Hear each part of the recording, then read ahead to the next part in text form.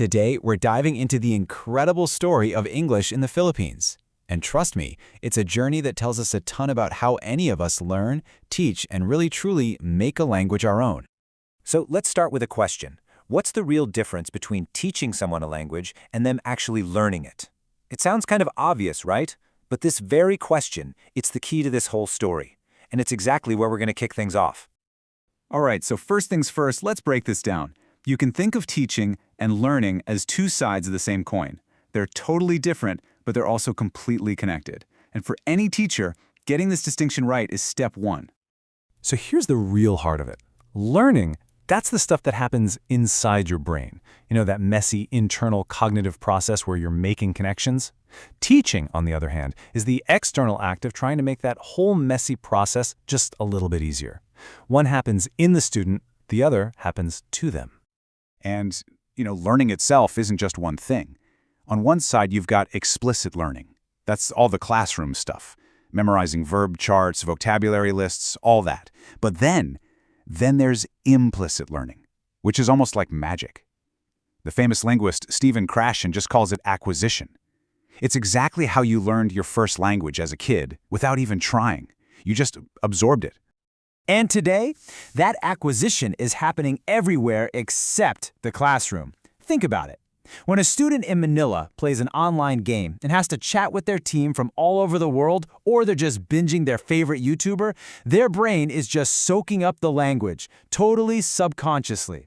They're not studying, they're just communicating. So, if all this powerful learning is happening outside of school, what's a teacher supposed to do? Well, their role has had to change, big time. They're no longer the sage on the stage, the one person with all the answers. The modern teacher is a guide on the side. Their job isn't to pour knowledge into a student's head, but to create the absolute best environment for that internal learning to just happen.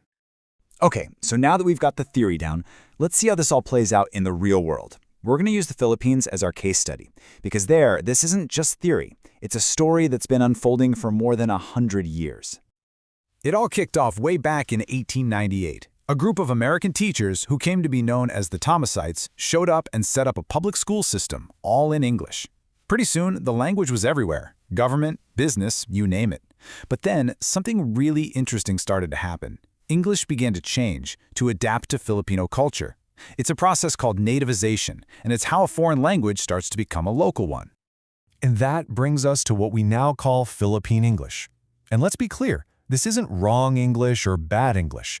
It's a totally legitimate, recognized variety of the language that reflects how Filipinos think and live. It's what happens when a language stops being foreign and starts being a part of the local toolkit. Let's look at a few fun examples. This is a classic. In the Philippines, you're not going to ask for the restroom or the toilet. You're going to ask for the comfort room, or most likely just the CR. It's a term you'll pretty much only hear there. Okay, how about this one? Open the light. Now, in American English, you'd say turn on the light. But open the light is a perfect, direct translation of the Filipino phrase, buksan ang ilaw. Makes perfect sense when you think about it that way. And one more, ball pen. In most English-speaking places, you just say pen. But in the Philippines, ball pen is king.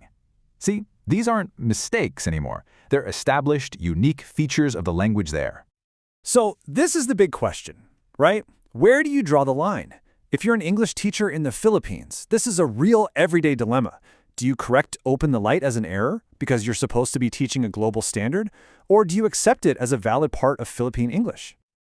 And this whole debate feeds right into modern education policy. I mean, how do you best teach English in a country with over 100 different local languages? Well, the answer might actually surprise you. You start by not teaching English. You start with their mother tongue. This is a government policy called MTBMLE. It stands for Mother Tongue-Based Multilingual Education. And what it means is that for the first few years of school, kindergarten through grade 3, kids are taught all their subjects in their local language, whether that's Tagalog, Ilocano, Cebuano, you name it. English comes later. Now, why would you do this? Well, decades of global research show that this works. The idea is called the cognitive bridge. By learning things like math and science in the language they already know best, students build this super strong foundation. They really get the concepts.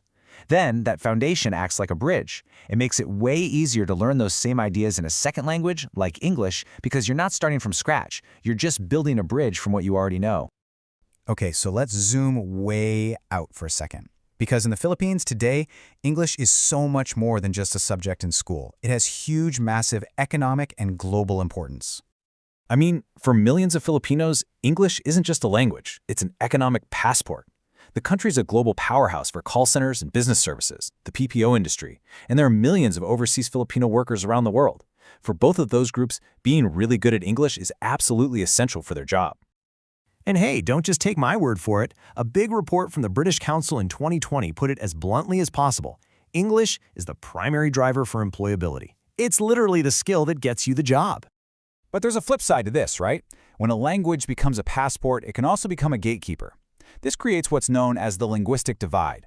If you have access to environments rich in English, maybe you go to a private school, or you just have good internet for all that implicit learning we talked about, you get way more opportunities than someone from a poorer community.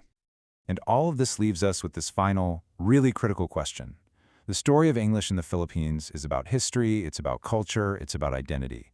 But looking at it right now, today, is it mainly a tool that empowers people and opens doors for them on the world stage, or has its incredible economic power actually created a new kind of wall, a barrier that reinforces inequality? As you can see, the answer is anything but simple.